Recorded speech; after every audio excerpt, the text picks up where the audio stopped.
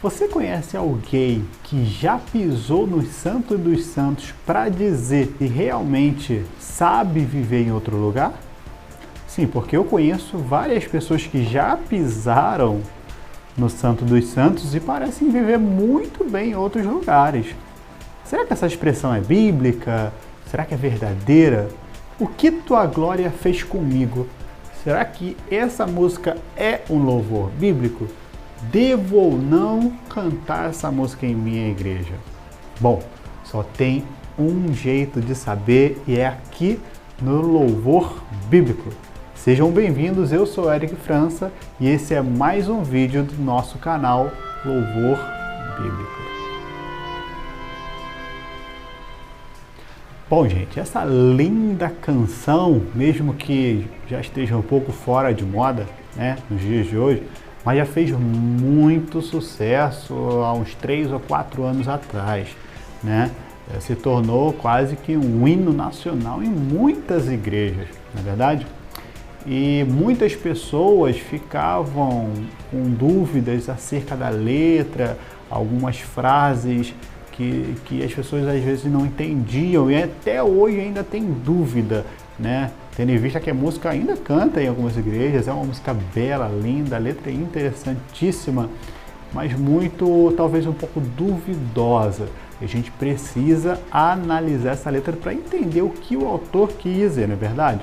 Então por isso nós estamos aqui para analisar essa letra. E essa canção se tornou muito conhecida na voz da cantora e pastora Fernanda Brum.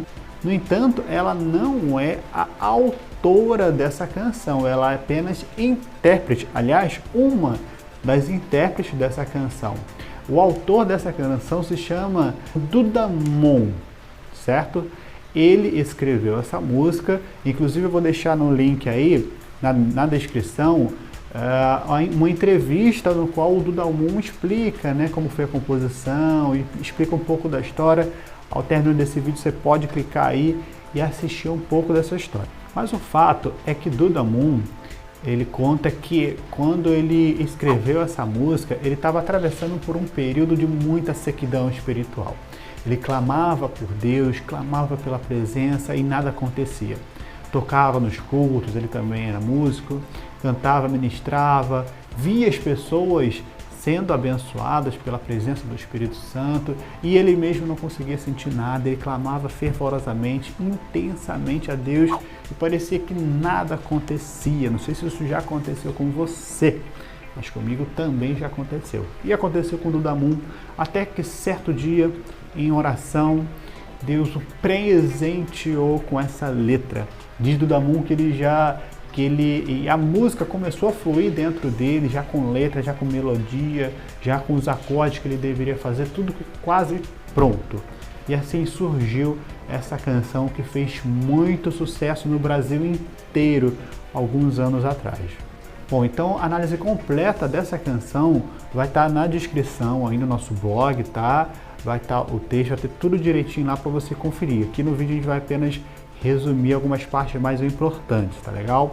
Então a primeira frase da canção, o autor já começa dizendo bem assim: eu me rasgo por inteiro. Bom, gente, o que significa se rasgar na Bíblia? Bom, o ato de rasgar as vestes era uma coisa muito comum no Antigo Testamento, não é verdade? Então, quando a pessoa rasgava as suas vestes, a sua roupa, era uma atitude que demonstrava arrependimento, vergonha e tristeza. Então, alguns exemplos, por exemplo, Rubens rasgou suas vestes quando soube que seu irmão José havia sido vendido como escravo.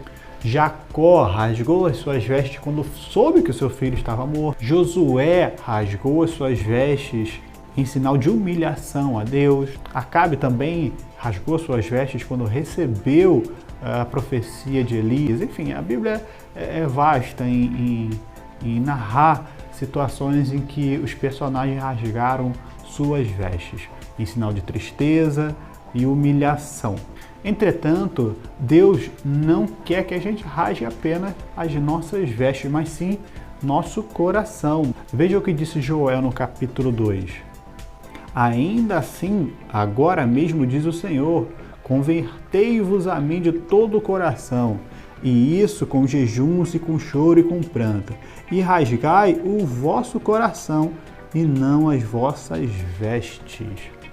Então, quando o autor fala eu me rasgo por inteiro, sim, é um sinal de humilhação, né? É um sinal de humilhação, de vergonha quando a gente se lança aos pés do Senhor, pedindo para que a sua presença nos alcance, uma vez que o Senhor ele rejeita, né, os soberbos, mas ele gosta de sinal sim de humilhação e de humildade dos seus servos.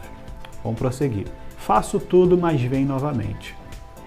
Bom, quando eu leio essa frase, a primeira pergunta que fica na minha cabeça é: o que nós estamos dispostos a fazer para que o Espírito Santo nos visite, para que a gente sinta a presença de Deus, né? Então, como o autor conta, ele estava num momento de sequidão e ele escreveu: olha, eu faço tudo, mas vem novamente, né?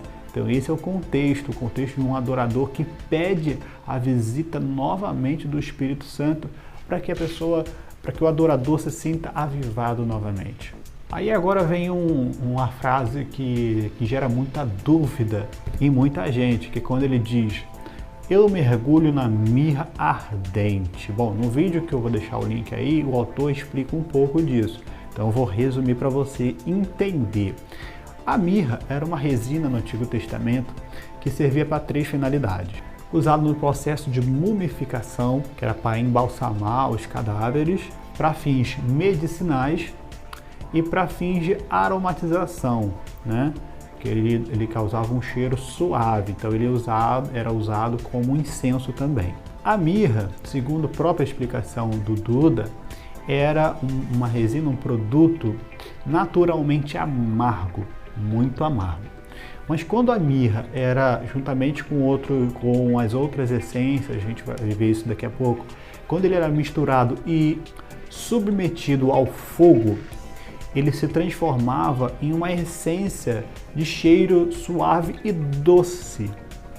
Olha que interessante. Então, quando a mirra era submetida ao fogo, ela passava de uma essência amarga para um aroma doce.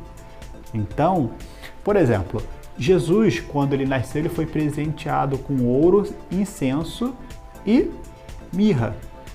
Então, a mirra, aquele presente que Jesus recebeu, você poderia representar 2 coisas. A primeira era o aroma suave que Jesus exalaria a Deus, né, durante o seu ministério e a sua entrega.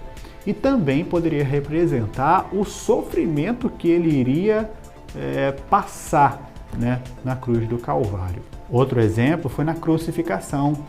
Quando Jesus estava lá sendo crucificado, os romanos ofereceram uma esponja úmida com vinagre e mirra.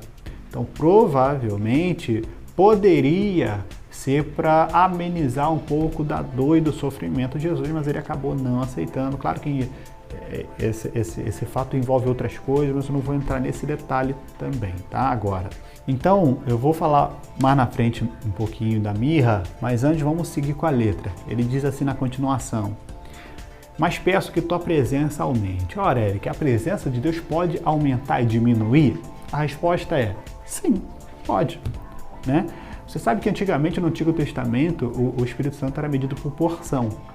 Então, por porções. Então, o profeta, o adorador, aquele que Deus escolheria, ele era beneficiado por porção do Espírito Santo. Então, era medido por porção. Já na graças, não. Já foi liberado de uma forma mais livre essa graça de Deus. E a própria Bíblia sugere que a gente deve se encher do Espírito Santo. Ora, se eu devo me encher do Espírito Santo, evidentemente eu posso me esvaziar do Espírito Santo. Então, esvaziar e encher me dá uma ideia de quantidade. Então, de aumento dessa quantidade ou diminuição dessa quantidade. Então, portanto, sim, a presença de Deus pode e deve aumentar na minha e na sua vida. Vamos continuar. e se eu passar pelo fogo, não temerei. Então, quando o crente, principalmente o pentecostal, fala de fogo, né, uma das primeiras situações bíblicas que nos vem à memória é Sadraque, Mesaque e Abdenego, né, quando fala passar pelo fogo, não é verdade? Mas na verdade não tem nada a ver com o contexto da letra. Quando ele fala passar pelo fogo, ele está retornando à ideia da mirra. Lembra que a gente falou da mirra? Então, ele quer dizer o seguinte: a mirra, para se transformar em algo amargo para doce, ele deveria passar pelo fogo, né?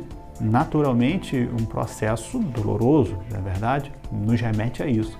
Então, quando ele diz assim, e se eu passar pelo fogo, não temerei, ele quer dizer o seguinte: mesmo que eu passe por privações, por sofrimentos, por momentos difíceis, para que a tua presença aumente em mim, eu não temerei. Esse é o sentido dessa frase. Vamos continuar. Na tua fumaça de glória eu entrarei. Fumaça de glória.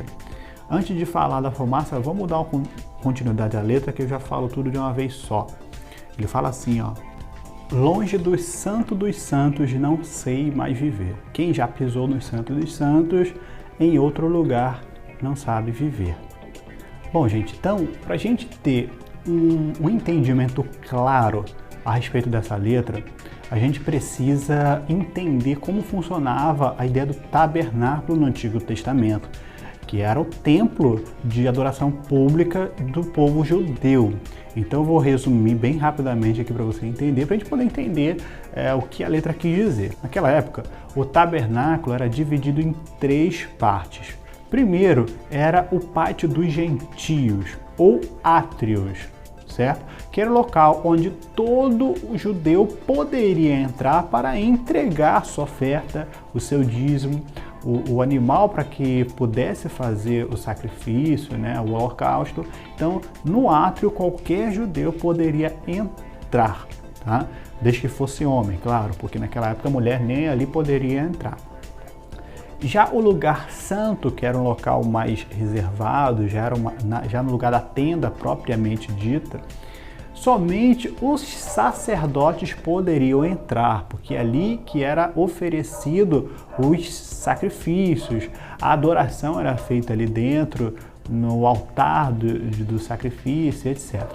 E mais restrito ainda era o lugar santo dos santos, que era o local restrito apenas ao sumo sacerdote, que poderia entrar apenas uma vez ao ano para oferecer sacrifício para perdão de pecado do povo. Então o sumo sacerdote, ele servia como mediador entre o homem e Deus. Grave isso. O sacerdote, quando ele entrava no lugar santo dos santos, ele representava, ele agia como intermediador entre o homem e Deus, certo? Ali, porque dentro dos santos havia a Arca da Aliança. A Arca da Aliança representava a presença de Deus, certo? Então, no lugar santo e no Santo dos Santos, quando misturava o incenso, né, as essências ali para fazer o incenso, e uma dessas especiarias era a mirra, essa especiaria era misturada ao fogo, era queimado ao fogo para se transformar em incenso, né? Então, quando isso acontecia, havia uma fumaça. E a Bíblia vai dizer que Deus estava presente na fumaça. A gente vai ler um texto interessante que você vai entender isso direitinho. Ó, em Levítico, capítulo 16, diz assim, ó: disse, pois, o Senhor a Moisés: dize a Arão, teu irmão, que não entre todo o templo no lugar santo, para dentro do véu, diante do propiciatório que está sobre a arca, para que não morra, porque aparecerei na nuvem e sobre o propiciatório. Lembrando que havia um véu muito espesso que dividia o lugar santo dos santos, onde a arca estava, do lugar santo, ou o santo lugar. E havia esse véu que separava, tá certo? Continuando. Então tomará um incensário cheio de brasa de fogo sobre o altar. Lembra do fogo? diante do Senhor e 2 punhados de incenso aromático, bem moído, e a mirra estava ali na mistura. E os trará para dentro do véu e porá incenso sobre o fogo. Lembra da mirra queimada? Então, perante o Senhor, a fim de que a nuvem cubra o propiciatório que está sobre o testemunho, para que não morra. Então, quando aquela especiaria era queimada, subiria uma nuvem e Deus diz que estaria presente nessa nuvem. Então, quando o autor fala na fumaça de glória entrarei, é sobre isso que ele está falando. A letra inteira, a gente não pode levar nenhum trecho dessa letra ao pé da letra, tá? A letra fala de figuras de linguagem referente aos termos do tabernáculo daquela época, do Antigo Testamento. Então, entrar na fumaça de glória significa estar na presença de Deus. E quando o escritor, o autor dessa canção, ele fala: quem já pisou no Santo dos Santos em outro lugar não sabe viver, ele está se referindo ao Santo dos Santos, ou seja, a presença de Deus.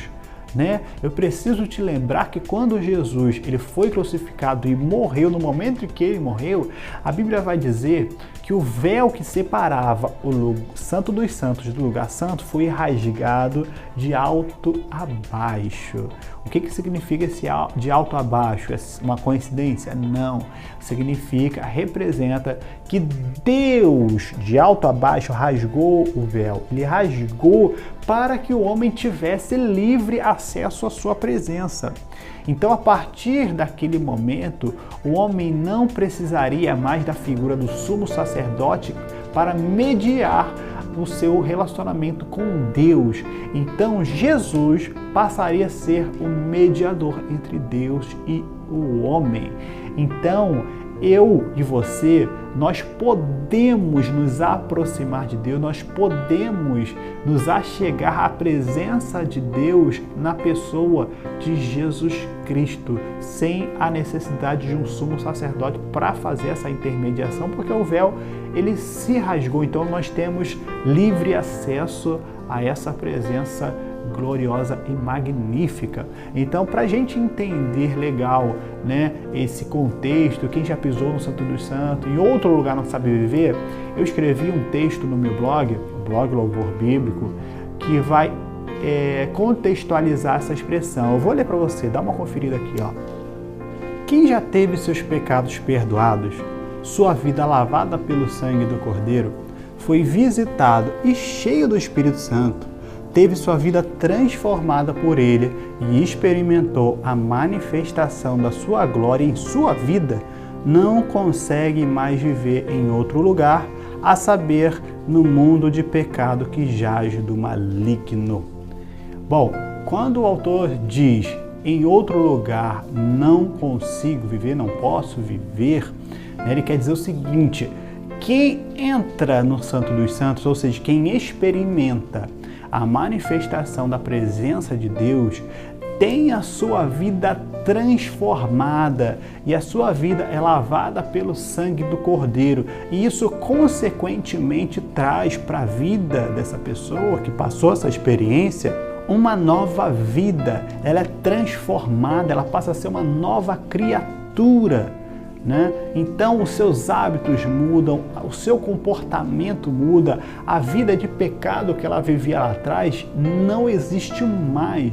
Então ela não consegue mais viver em outro lugar que ela vivia antes, que era um local de pecado, de erro, de desobediência. Por quê? Porque uma vez que ela experimentou a presença de Deus, ela foi transformada e ela é uma nova pessoa, uma nova criatura. Então é esse o contexto e essa é a mudança, a experiência que o autor busca no início da canção, quando ele diz: olha, eu faço tudo, mas vem novamente. Porque ele reconheceu que precisava da intervenção de Deus em sua vida para que a sua vida nunca mais fosse a mesma.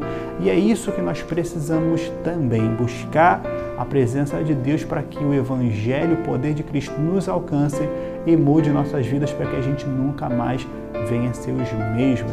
E ele termina a canção dizendo: e onde estiver, clama pela glória, a glória de Deus. É isso que nós precisamos fazer, clamar por essa glória maravilhosa onde quer que a gente esteja. Bom, então o resultado dessa canção, O Que Tua Glória Fez Comigo, é que sim, é um louvor bíblico. Bom, espero que você tenha gostado na análise de hoje.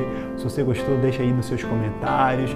Comenta com a gente as suas experiências, o que você já passou com essa música. Se você não gostou ou tem outro fato para acrescentar, compartilha com a gente, que é muito importante sua opinião, tá legal? Aproveita para se inscrever em nosso canal, porque assim você vai receber a notificação da próxima análise, que vai vir interessantíssima, você não pode perder. Então se inscreve e ative o sininho aí, tá bom? Deus te abençoe e eu te vejo no próximo vídeo. Eu sou Eric França e você acabou de assistir mais um vídeo do canal Louvor Bíblico. Deus te abençoe e até a próxima.